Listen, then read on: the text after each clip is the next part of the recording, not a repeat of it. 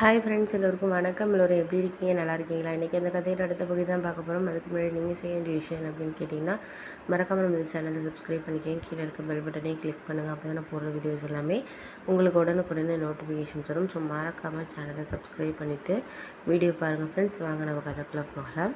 அதுக்கப்புறம் நான் ஒரு சில விஷயங்களை நான் யோசிக்க ஆரம்பித்ததுக்கப்புறம் நானே அது வேண்டாம் அப்படிங்கிற முடிவுக்கு வந்தேன். ஏன் அப்படின்னா, நம்ம ஒரு வாழ்க்கையில் சில முடிவுகள் எடுக்கிறோம். ஆனால் இது எல்லாமே சாதகமாக நம்ம ஃபேமிலிக்கு இருக்குமா அப்படின்னு சொன்னால் கண்டிப்பாக கிடையாது. அதே மாதிரி தான் என்னோட ஒரு லவ்வான ஒரு விஷயமும். எனக்கு அவரை பிடிச்சிருந்துச்சு. ஆனால் அவருக்கும் என்னை பிடிச்சிருந்துச்சு. ஆனால் அவருக்கும் வீட்டில் போய் பேசுகிறதுக்கோ இல்லை எங்கள் வீட்டில் பேசுகிற அளவுக்கு ஒரு தைரியமாகவும் அவரும் இல்லை.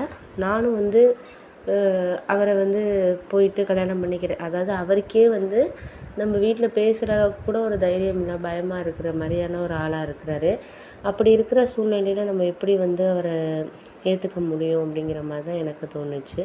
சரி, ஓகே, இதுக்கப்புறம் இது சரியாக வராது, நம்ம பார்த்துக்கலாம் அப்படின்னு சொல்லிட்டு நான் சொன்னேன், வேணாங்க, நம்ம பிரிஞ்சிருவோம், நீங்கள் உங்கள் வாழ்க்கையை பாருங்கள், நான் ஏன் இதை பார்த்துக்கிறேன் அப்படின்னு சொல்லிட்டு. ஆனால் என் ஃப்ரெண்டெல்லாம் சொன்னாங்க, நீங்கள் ஏன் அப்படி இத்தனை வருஷம் 5 வருஷமாக லவ் பண்ணீங்க, ஏன் இது மாதிரி ஒரு முடிவு எடுக்கிற ரேக்கா அப்படின்னு சொல்லிட்டு என்கிட்ட எல்லாருமே கேட்டாருங்க. என்னோடய ஃப்ரெண்ட்ஸுங்க எல்லாருக்குமே தெரியும், ஆனால் ஃபேமிலியில் யாருக்கும் தெரியாது. ரொம்ப நெருக்கமான ஃப்ரெண்ட்ஸ் ஒரு 6-7 பேர் இருக்காங்க. நாங்கள் தான் டீமாக இருப்போம், ஆஃபீஸ்லேயும் சரி, காலேஜ் மேட்டு. அதனால் அவங்க எல்லாருக்குமே தெரியும். அப்போ என்கிட்ட சொல்கிறப்போ என்ன சொன்னாங்கன்னா, ஏன் இந்த மாதிரியெல்லாம் நீ முடிவெடுக்கிற, தேவையில்லாத ஒரு முடிவெல்லாம் எதுக்கு எடுக்கிற, நம்ம எதாக இருந்தாலும் பார்த்துக்கலாம் அப்படிங்கிற மாதிரி தான் அவன் என்கிட்ட சொன்னான். ஆனால் இருந்தாலும் அவர் இந்த விஷயத்தில் ஒரு நான் கண்டிப்பாக உங்கள் வீட்டில் பேசுகிறேன், நம்ம கல்யாணம் பண்ணிக்குவோம் அப்படிங்கிற ஒரு முடிவை தைரியமாக சொல்ல மாட்டேங்கிறாரு. அப்படி இருக்கிறப்போ நான் எப்படி அதை ஃபேமிலிகிட்ட கொண்டு போகிறது, அவங்க ஃபேமிலிகிட்ட எப்படி போய் இது பண்ணணும், அவங்க ஃபேமிலிகிட்டேயே அவர் சொல்கிறதுக்கு பயப்படுறாரு. எங்கள் அப்பா என்ன நினைப்பாரோ, அம்மா என்ன நினைப்பாரோ அப்படின்னு சொல்லிட்டு அவர் நினைக்கிறார். அப்படி இருக்கிற சூழ்நிலையில் நான் எப்படி அவங்க வீட்டை கன்வின்ஸ் பண்ணுவேன். எங்கள் வீட்டை கூட நான் கன்வின்ஸ் பண்ணுறேன்னு இருக்கட்டும், அவங்க வீட்டை எப்படி நான் இது பண்ண முடியும்? இத்தனைக்கும் அவங்க தங்கச்சிக்கு இன்னும் கல்யாணம் ஆகலை.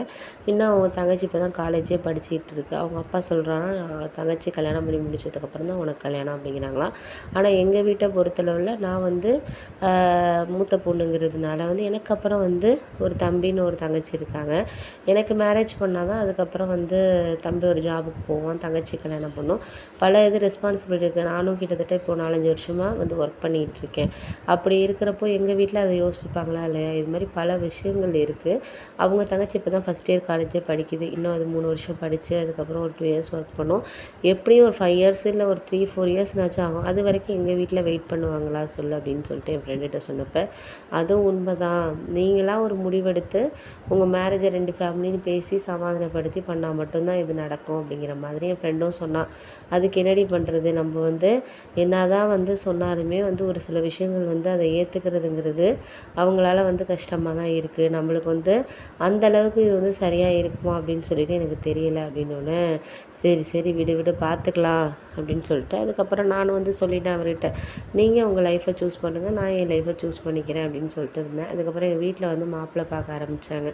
மாப்பிள்ளை பார்க்க ஆரம்பித்தோன்னே எனக்கு ஆனால் அதில் விருப்பம் கிடையாது தான். இருந்தாலும் நம்ம அம்மா அப்பாவையும் அவங்களோட சந்தோஷத்தையும் நம்ம வேணாம் அப்படின்னு சொல்லிட்டு சொல்ல முடியாது. எதனால் சொல்கிறேன்னா, அவங்க நம்ம மேலே நம்பிக்கை வச்சு இந்த வருஷம் இவ்வளோ வருஷம் படிக்க வச்சு பண்ணி செஞ்சு இவ்வளோ இது பண்ணியிருக்காங்க. அப்படி இருக்க சூழ்நிலையில் அவங்கள நம்ம ஏமாத்துறது, ஏற்கனவே இவரை லவ் பண்ணி ஒரு 5 வருஷத்தில் கிட்டத்தட்ட அவங்க 1.5 வருஷமாகவே மேரேஜை பற்றி எங்கள் வீட்டில் பேசிகிட்டு இருக்காங்க. இருந்தாலும் நான் மேரேஜ் வேணாம் அப்படின்னு சொல்லிட்டு இப்படியே சொல்லிக்கிட்டு இருந்தேன். இவர் ஒரு நம்பிக்கை வீட்டில் பேசுவார் அப்படிங்கிற ஒரு நம்பிக்கையில் தான் நான் இருந்தேன். ஆனால் அவர் பேசுகிற அளவுக்கு ஒரு தைரியமோ இல்லை பேசி இது பண்ணுற அளவுக்கு ஒரு இதாக எதுவுமே இல்லை அப்படின்னு தான் எனக்கு தோணும். அதனால் நான் சரி, இதுக்கப்புறம் சரியாக வராது, நம்ம நம்ம முடிவை நம்ம தான் பார்த்துக்கணும் அப்படின்னு சொல்லிட்டு நான் அதுக்கப்புறம் அம்மா அப்பா முடிவுக்கே விட்டுட்டேன். நீங்கள் வந்து உங்கள் முடிவிலே இருக்கட்டும்மா, நான் வந்து இதுக்கப்புறம் இந்த முடிவில் வந்து எதுவுமே நான் தலையிடலை அப்படிங்கிற மாதிரி, நீங்கள் மாப்பிள்ளை பாருங்கள் அப்படிங்கிற மாதிரி சொன்னேன். அவங்களும் சரி ஓகே நான் பார்க்குறேன் அப்படின்னு சொல்லிட்டு, எங்கள் அம்மாவும் வந்து புரோக்கரு அவங்ககிட்டலாம் தெரிஞ்சவங்ககிட்டலாம் என்னோடய ஜாதகம் ஃபோட்டோலாம் கொடுத்து மாப்பிள்ளை வந்து பார்க்க சொல்லி வேலையை ஆரம்பிச்சிட்டாங்க. அவங்க அதை ஆரம்பித்து ஒரு வாரத்திலேயே வந்து ஒரு 2 மாப்பிள்ளை வந்தாங்க. அதில் ஒருத்தவங்கள வந்து அம்மா வந்து ஓகே இது வந்து சரியாக இருக்கும் அப்படிங்கிற மாதிரி சொன்னாங்க. அப்புறம் அப்பாவும் வந்து சரி நானும் அம்மாவும் போய் ஃபஸ்ட்டு பார்த்துட்டு வரோம், மாப்பிள்ளை வீடெலாம் பார்த்துட்டு வரோம், அதுக்கப்புறம் அவங்கள இங்கே வர சொல்லுவோம். ஏன்னா வந்து அவங்க அதில் போட்டிருக்க தகவல் உண்மையாக என்னென்னு நம்ம தெரிஞ்சுக்கணும். இப்போ நிறைய இடத்துல வந்து பொய்யான தகவல் போட்டே வந்து இப்போ இது பண்ணுறாங்க அப்படின்னு சொன்னாங்க.